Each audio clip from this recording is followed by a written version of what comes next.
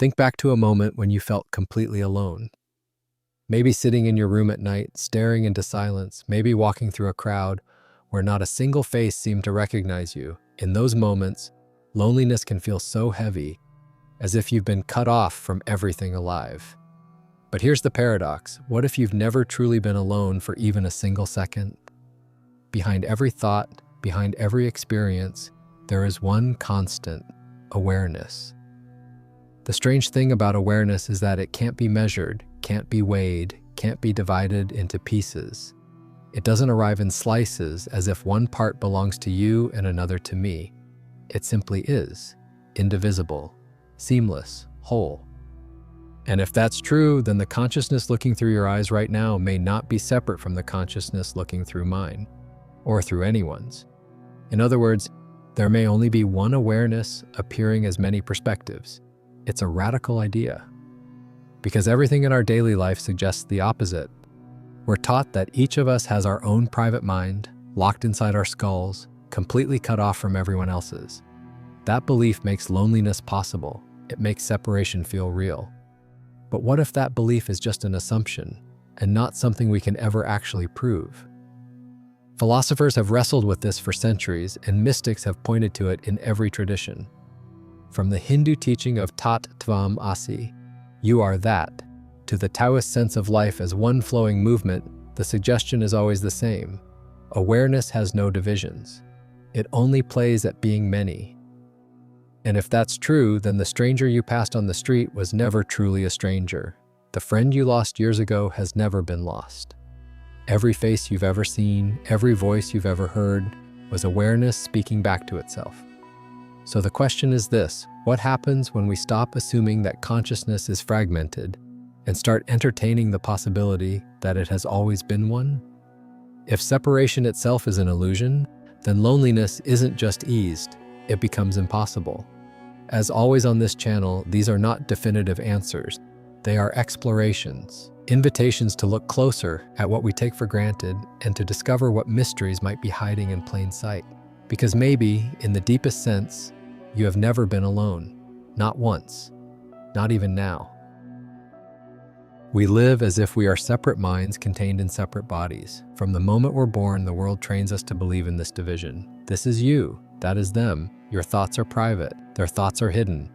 It feels so natural, so obvious, that most of us never think to question it.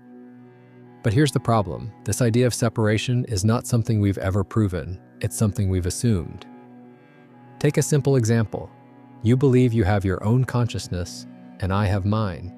But how do you know that? You can't step inside my awareness to confirm it. You can only infer it based on my behavior, the way I move, speak, or respond. In other words, the belief that there are other minds out there is a story you've been told and one you've agreed to keep telling yourself. But when you really look, all you ever encounter is awareness and appearances within it. Neuroscience makes this puzzle even stranger. Consider the famous split brain experiments. Surgeons once cut the corpus callosum, the bridge of nerves connecting the left and right hemispheres of the brain, in patients with severe epilepsy.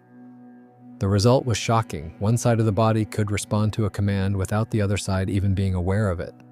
To outside observers, it looked as if the person contained two separate consciousnesses. And yet, when asked, the patient still insisted they felt like a single I. No matter how much the brain was divided, awareness refused to fragment. It remained whole. If consciousness were truly divisible, wouldn't it have split in those moments? Yet it didn't. This hints at a possibility we rarely consider. Maybe awareness is not produced by the brain at all. Maybe the brain is more like a filter, a tuning device that localizes one continuous field of consciousness into the perspective we call me.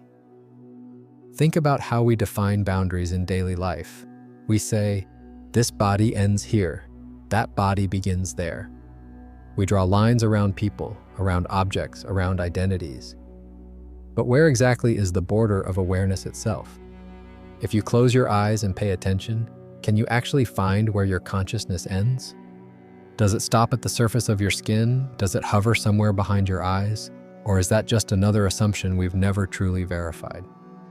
The illusion of separation is powerful because it shapes not just how we think about others, but how we feel about ourselves. It's what allows loneliness to exist. If I believe my awareness is a fragile bubble sealed off from yours, then of course I can feel cut off, abandoned, isolated. But if awareness has no divisions, then that sense of isolation was never real. It was an error in perception, a trick of perspective. This is where things start to get interesting, because once we begin questioning the assumption of separation, cracks appear in the story we've been living by. The possibility emerges that what feels like my consciousness and your consciousness are not two different things at all, but the same indivisible field, glimpsing itself from unique vantage points. And if that's true, then every time you've thought you were alone, you were simply mistaking the mask for the face. Behind all appearances, awareness was there, whole, undivided, unbroken, always. If the illusion of separation begins to crack, what takes its place? To move deeper, we need to look at what both modern science and ancient wisdom traditions have been saying, often in surprisingly similar ways. Let's begin with physics. At the most fundamental level, the universe isn't built out of solid things, it's built out of fields. The electromagnetic field, the gravitational field, the quantum fields, these are not confined to one location. They stretch everywhere, indivisible, seamless. Your phone doesn't have its own electromagnetic field separate from mine. Instead, there's one continuous field and devices tune into it in different ways. What if consciousness works the same way? Not billions of tiny bubbles locked in skulls, but a single field expressed through billions of perspectives. Just like waves on an ocean, each person appears unique, but none of them are truly separate from the water beneath. Neuroscience, too, leaves room for this possibility. For decades, the prevailing model has been that the brain creates consciousness, much like a generator producing electricity. But a growing number of researchers suggest the brain may act more like a receiver or filter. The idea is simple. Consciousness might be everywhere, but the brain narrows it into a stream we call my experience. When a radio picks up a station, we don't say the music lives inside the radio. We recognize it as a tuning process.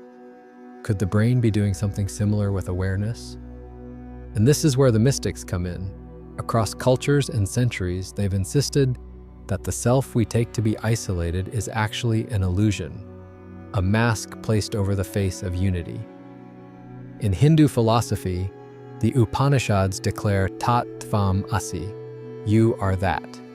Not you are like that, but literally, you are the universal essence itself. In Taoism, there's the teaching that the Tao is not fragmented.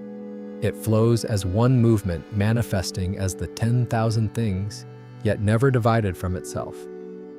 In Buddhism, particularly in the teachings on emptiness, the separate self is revealed to be a mental construction. What you call me is a collection of perceptions and thoughts, arising in a vast awareness that has no owner. Even in Sufi poetry, we hear the echo of this truth. Rumi once wrote, "I am not this hair, I am not this skin, I am the soul that lives within."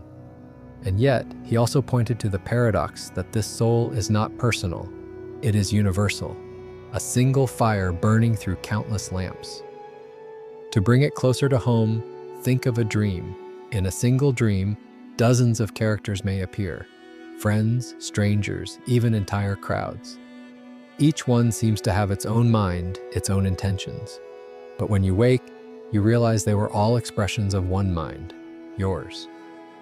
What if waking life is similar? What if the billions of minds we see around us are like dream characters? Not illusions in the sense of being fake, but expressions of a deeper, unified reality? From this view, consciousness doesn't multiply. It only plays at being many, the way a single actor can play countless roles on stage. When science and mysticism begin to converge on the same possibility, something shifts. Suddenly, the idea that consciousness is indivisible doesn't feel like just a philosophical musing. It begins to feel like the most natural explanation. And if that's true, then the implications are staggering. It means that every conversation you've ever had has been consciousness talking to itself. Every laugh shared, every conflict endured, every moment of intimacy, all of it has been one awareness in dialogue with itself, wearing masks, exchanging perspectives, only to realize it was never divided to begin with. This leads us somewhere profound. If consciousness is truly indivisible, then loneliness itself may be nothing more than a dream of separation.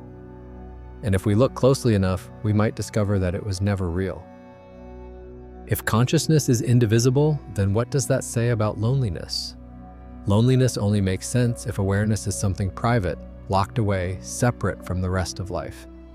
But if awareness cannot be divided, then the entire foundation of loneliness collapses. In the deepest sense, you've never been apart from anything. Every experience has been happening inside the same seamless field. Think about what this means for your daily life. Every time you meet someone's eyes, it isn't you looking at them. It's awareness gazing at itself from two perspectives. Every conversation is consciousness in dialogue with itself. Every smile exchanged is the same essence recognizing its own reflection. Even conflict begins to look different. When someone criticizes you, it may feel like an attack from another. But what if it's the same indivisible awareness showing you another mask, another angle of itself? That doesn't mean you have to accept cruelty or pretend pain doesn't exist. It simply reframes it. You are never battling against something foreign. You are meeting yourself in disguise. This is why so many spiritual teachers describe awakening as the death of loneliness. Imagine realizing that every being you've ever loved, and every being you thought you lost, has never been separate from you at all. They were never out there. They were always in here, in the indivisible field of awareness. Grief softens in this light. When someone passes away, it feels like a door has slammed shut forever. But if consciousness is one, then nothing real is ever lost. The form disappears, the mask falls away, but the essence remains. The awareness that animated them is the same one animating you now. Even solitude transforms. Sitting alone in silence no longer feels like absence, but presence. You are not cut off, you are immersed in the whole. The trees outside, the hum of traffic, the beating of your heart, they are not happening to you. They are happening as you. And here's the paradox. When you realize you've never been alone, you also discover a radical intimacy with life. Every moment becomes personal, because every moment is you. The bird singing outside your window isn't background noise. It's another expression of the same awareness that hears it. The stranger on the street isn't a passing shadow. It's the same essence playing another role.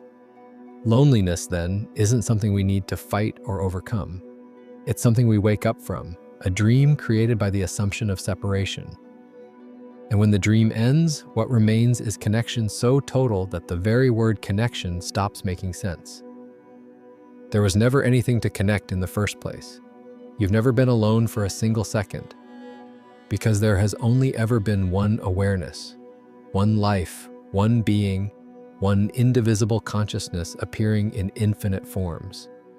And when you begin to live from that realization, life stops feeling like a private struggle and begins to feel like a dance where the partner was never someone else, but always you. It's one thing to hear that consciousness is indivisible, it's another to feel it directly.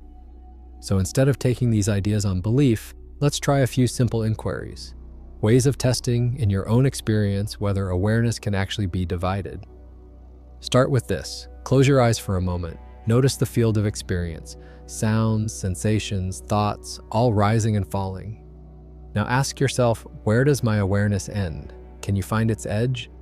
Is there a border, a line where you stop and the world begins? Or is it more like a boundless openness with appearances moving through it? No matter how hard you look, that border can't be found. You can find the edge of your body, but not the edge of awareness itself. It doesn't arrive in parts. It doesn't break in two. Now try something else. Think of the next person you see, whether it's a loved one, a stranger, or even someone on a screen. For a moment, imagine that the consciousness looking out from their eyes is not separate from the one looking out through yours. It's the same awareness, just wearing a different face. Sit with that perspective. Notice how it changes the way you feel. Interactions begin to soften under this lens. The barrier of me versus them loosens. A conversation isn't two separate beings trying to bridge a gap. It's one awareness in dialogue with itself, exchanging perspectives within its own field. Even a simple smile from someone across the room can feel like a reminder you are never alone. You can also bring this inquiry into solitude. The next time you feel isolated, instead of reaching for distractions, pause. Listen. Notice how every sound, every sensation, every flicker of thought is moving within the same indivisible awareness. What feels like silence is not emptiness, it's fullness. It's the whole of life, showing itself in this very moment. None of these practices require belief. They only ask for attention, for looking carefully at what's already here. And when you do, you may begin to sense that the separateness you've lived with for so long was never real. Because the truth doesn't have to be manufactured, it only has to be noticed. Awareness has no edges, no divisions, no gaps, which means you have never been outside of it, and you have never, not for a single second, been alone. What if loneliness was never what you thought it was? Not proof of separation, but an invitation. A doorway back to the realization that there is only one awareness here, playing as countless forms. If that's true, then even your quietest, most hidden moments are part of something infinite. You are not a fragment drifting through space. You are the space itself, alive, watching, remembering itself through every pair of eyes. That's the wonder of it. Every stranger you've ever seen, every voice you've ever heard was never outside of you. It was life showing you another angle of itself. And that means the question isn't whether you've been alone. The real mystery is how this one consciousness manages to appear as so many faces, so many stories, so many dreams, without ever breaking apart. Sit with that for a second, because if it's true, then you've just discovered something vast about who you really are. And I'd love to hear what it stirs in you. Does it feel comforting? Strange? Unbelievable? Share it in the comments, not just for me, but for everyone else exploring this with you. That way, this becomes more than a video. It becomes a conversation, consciousness reflecting back to itself through all of us. If this spoke to you, please subscribe and keep walking with us into these mysteries. And when you're ready, watch the next video waiting here. Because the story of awareness doesn't end, it only deepens.